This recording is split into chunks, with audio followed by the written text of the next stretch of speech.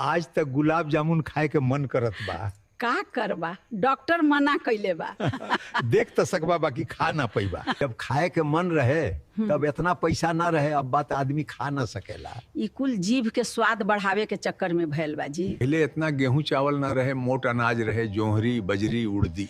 पेट पूरा ना भरत रहे, बाकी देह सचमुच स्वस्थ रहे। अने जब छोट रहली भोरही माई भेली के साथ घी लगा के रोटी दे दे। हाँ जी, चना बथुआ के साग बजर के रोटी खा के कितना आनंद आवत है। आज नया लोग फास्ट फूड के दीवाना हो गईल बा और सेहत के साथे खिलवाड़ करत बा। महने के फास्ट फूड तो रहे चुन्नी के लिट्टी, महुआ के ठुकुआ, आम के अचार के साथे। पहले गांव में खेती देसी खाद से होत रहे, आज जैसन केमिकल वाला ना।